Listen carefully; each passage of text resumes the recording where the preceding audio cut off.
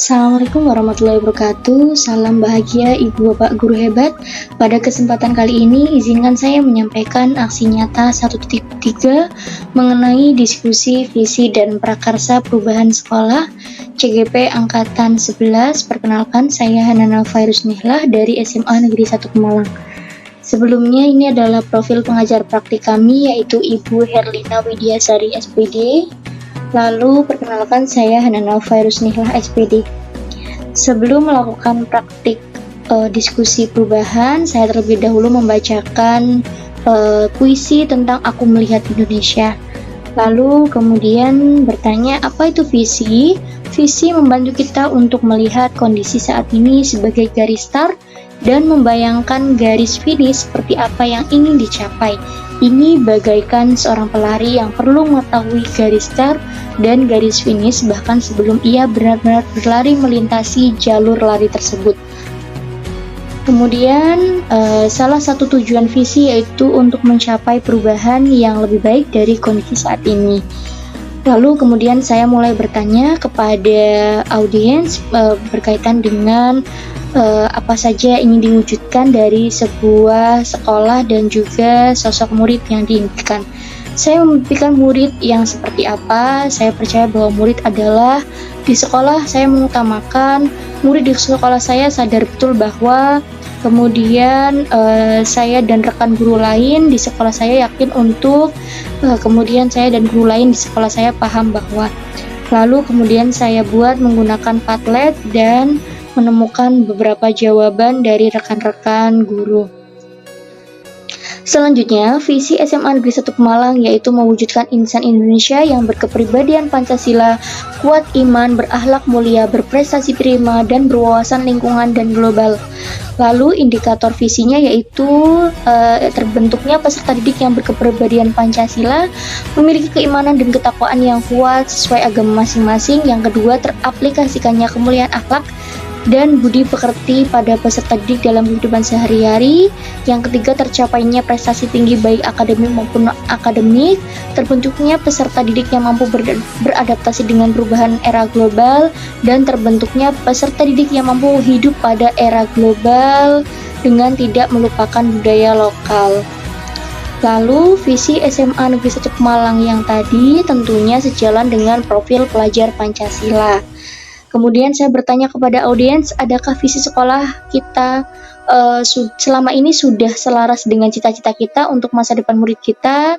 Dan jawaban mereka adalah sudah selaras karena sesuai dengan profil pelajar Pancasila. Kemudian adakah yang ingin kita tambahkan dan sesuaikan dari visi sekolah kita? Dan jawaban dari audiens adalah tidak ada yang ingin ditambahkan karena visi SMA Negeri 1 Pemalang sudah mencerminkan visi sekolah impian. Kemudian saya membagikan Padlet juga tadi berkaitan dengan pertanyaan tadi, dan kemudian saya menyusun visi yaitu terwujudnya peserta didik yang unggul, berbudi pekerti luhur, dan berwawasan global menuju pionir juara atau jujur, unggul, adaptif, religius, dan asri.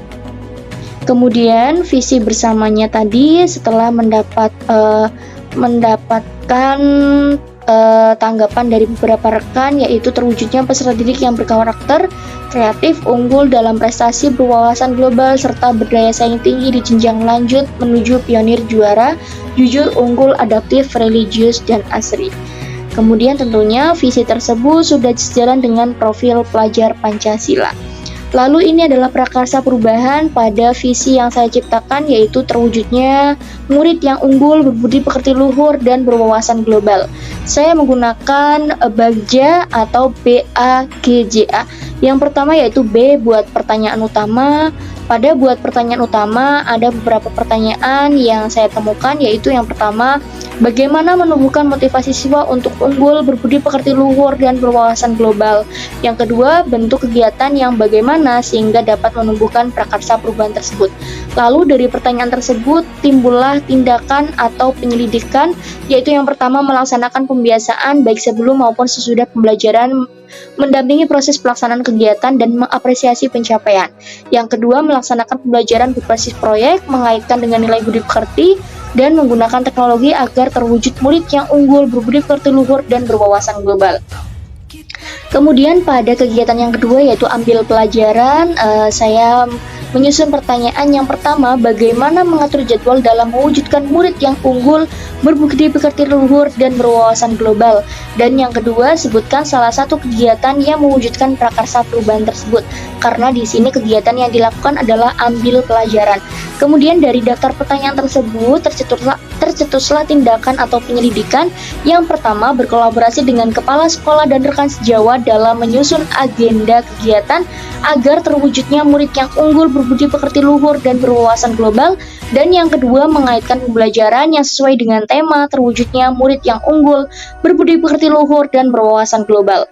Kemudian kegiatan yang selanjutnya yaitu gali mimpi. Pada gali mimpi, saya menyusun beberapa pertanyaan atau tercipta beberapa pertanyaan. Yang pertama, apa pengaruh yang dirasa guru ketika berhasil mewujudkan murid yang unggul, berbudi pekerti luhur, dan berwawasan global? Yang kedua, siapa saja yang memperoleh hal positif dari terwujudnya murid yang unggul, berbudi pekerti luhur, dan berwawasan global? Dan yang ketiga, bagaimana pengaruh pelaksanaan terwujudnya murid yang unggul, berbudi pekerti luhur, dan berwawasan global?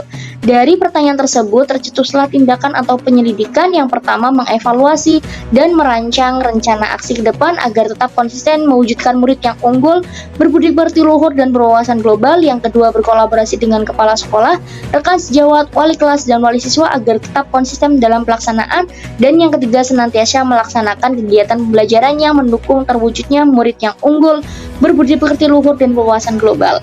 Lalu selanjutnya yaitu jabarkan rencana. Pada jabarkan rencana, saya menyusun pertanyaan strategi apa yang akan menjadi terobosan dalam langkah terwujudnya murid yang unggul, berbudi pekerti luhur, dan berwawasan global.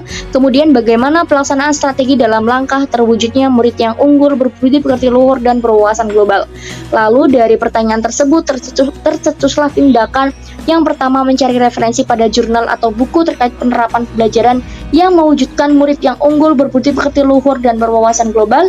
Yang kedua, menyusun rencana kegiatan dengan berkolaborasi dengan seluruh komponen warga sekolah. Yang ketiga, melaksanakan kegiatan pembelajaran sesuai dengan rencana kegiatan, serta mengevaluasi setelah semua proses telah dijalankan. Dan yang keempat, mengaitkan kegiatan yang berpotensi untuk menciptakan siswa unggul, berbudi pekerti luhur, dan berwawasan global. Yang terakhir yaitu kegiatan atur eksekusi. Pada atur eksekusi, tercetuslah beberapa pertanyaan. Yang pertama, siapa saja yang akan terlibat dalam mewujudkan prakarsa perubahan tersebut? Kapan usaha mewujudkan prakarsa tersebut itu akan dilakukan? Dan yang terakhir adalah bagaimana manajemen pelaksanaan dalam mewujudkan prakarsa perubahan tersebut. Dari daftar pertanyaan tersebut tercetuslah daftar tindakan atau penyelidikan. Yang pertama, berkolaborasi dan bersinergi dengan rekan guru dan seluruh warga sekolah. Yang kedua, meningkatkan kualitas dan strategi supaya terwujudnya murid yang unggul, berbudi pekerti luhur, dan berwawasan global. Dan yang ketiga, menyusun rencana kegiatan, melaksanakan kegiatan, dan mengevaluasi sebagai bahan perbaikan dan peningkatan. Lalu kemudian dari beberapa pertanyaan, apa Bapak dan Ibu setuju dengan visi yang kami buat bersama? Kemudian mereka setuju karena visi tersebut sejalan dengan visi SMA Negeri 1 Pemalang. Dan kemudian menurut Bapak Ibu, apa kekuatan dan kelebihan visi yang telah dirancang? Yaitu tentunya pada visi tersebut karena adanya nilai profil pelajar Pancasila.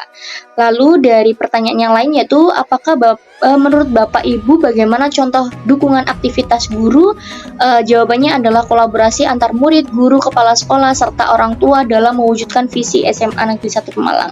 Kemudian menurut Bapak Ibu, apa inisiatif perubahan yang dapat dilakukan bersama? Jawabannya yaitu inisiatif perubahan yang bisa dilakukan bersama yaitu dengan melakukan kerjasama seperti pemantauan peserta didik maupun kegiatan lainnya yang melibatkan orang tua peserta didik.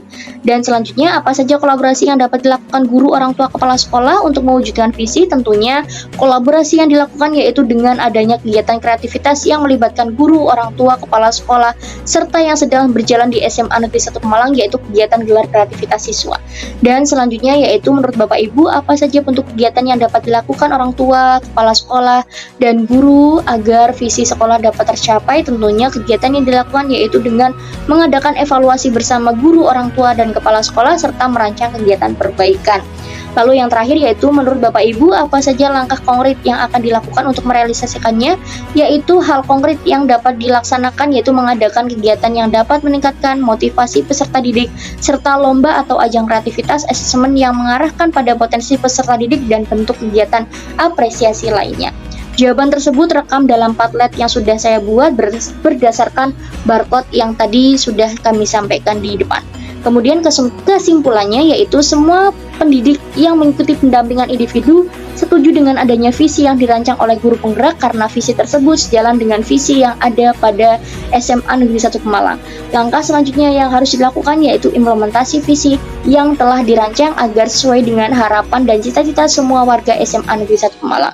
Berikut adalah dokumentasi kegiatan PI yang dilaksanakan di SMA Negeri 1 Pemalang.